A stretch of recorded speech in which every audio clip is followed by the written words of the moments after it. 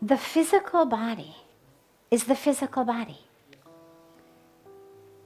It is made of matter. And it follows the rules of matter. Whether you are a spiritual being who happens to be scientific, a scientific being, someone identifies as a scientist who happens to be spiritual, so you're both. Whether you are a spiritual being who hates science or a scientific being who hates spirituality, or someone who's neither spiritual nor scientific, either way, in every one of these circumstances, if you walk off the top of a building, you will fall to the ground. No one has wings and can fly. Regardless of how spiritual I may be, how enlightened I may be even. If I walk off the top of a building, I will fall to the ground. Because the law of gravity interacts with the physical material of my body in such a way that is completely separate from my experience spiritually. Now, one who is spiritual might have a very different experience of plummeting to their death than someone who is not spiritual. But in either case, you're going to fall down. Because of that law of science upon matter. If you stand in Ganga, you will get wet. Peace, love. No, you will get wet. You will also feel, hopefully, peace and love, but the physical body will get wet. Law of science. Spirituality is not about conquering science. The same God who created us created gravity. Newton didn't create gravity, he just discovered it, named it. The laws of nature exist because the same creator created them. So spirituality is not against the laws of science.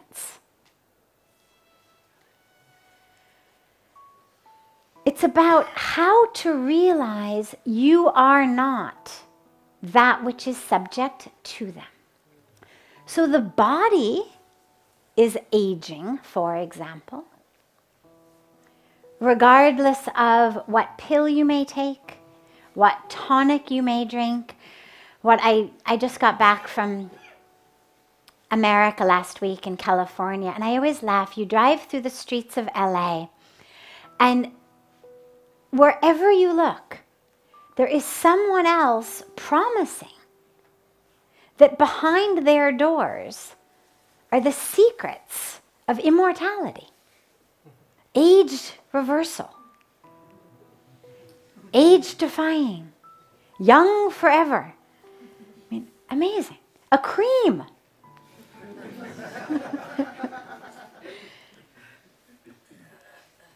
A mask. A wrap. Somehow, it's going to undo all of the laws of nature that have been in existence for billions of years. Of course not. Now, as we age, we get to make decisions. Do we prefer the color brown or yellow or black to the color gray? If so, people dye their hair. If not, we don't dye our hair. Either way, it has nothing to do with aging or not aging. The body is subject to these laws. It's going to age eventually. It's going to die eventually. Whether through sickness, whether through accident, whether through a mosquito bite, or whether through just at some point, or through coronavirus, or through at some point the body just the soul leaves the body. The point of spirituality is not, how can I figure out how not to be subject to the laws of science? In fact, Pujya Swamiji, my guru, tells a beautiful story of when he had first come here, going back now 50 plus years. And one day this saint came to the ashram who said, I can walk on water. And everybody was amazed, wow. And he showed them. He actually demonstrated. He walked out onto the river and he walked on the waters of Ganga. And everybody was amazed and they sat around him. How did you do that? He said, I've spent 40 years engaged in this very, very specific type of spiritual practice. And now I can do it. He says, if you want, I will teach you. So Pujya Swamiji says to him, you know, for 5 rupees, this boat guy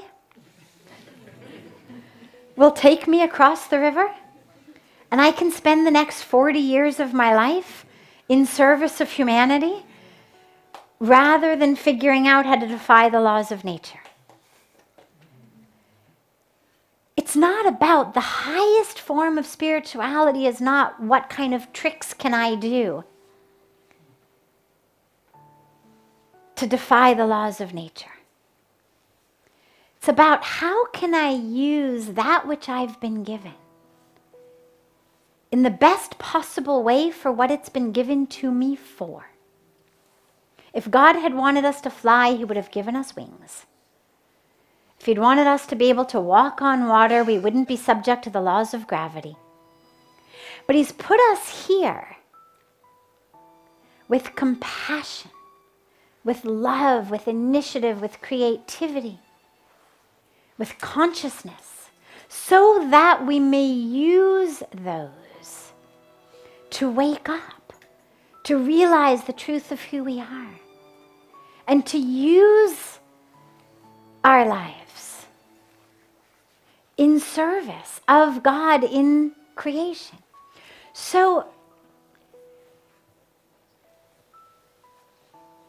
spirituality is not the answer to this disease or that disease. I mean, yes, on a very basic level, we also know people who are spiritual actually do tend to have more robust immune systems. Separate subject, I happen to know it because I am a scientist. I love the science. I've done a lot of research in this. So we actually do know that people who are spiritual have robust immune systems, do tend to be healthier. But that's not the point. It's not you become spiritual so that you get a robust immune system. It's a beautiful byproduct of living in balance with the world. Because of course the flip side is we know that stress is correlated with something like 80-85% of illnesses. And so naturally you can understand on a very simplistic level, if I'm deeply spiritual, if I'm grounded and rooted in faith, in something that's beyond the body, beyond my bank account, chances are I'm going to be less stressed out by every fluctuation in the stock market. Chances are I'm going to be less stressed by the bathroom scale or my colleagues at work or the traffic on the freeway. Therefore, immune system gets stronger. That's one way it works. There's other ways also it works. But the point is, that's a beautiful byproduct. It's not go to God so that you don't catch the flu this season. It's go to God because that's why you're here.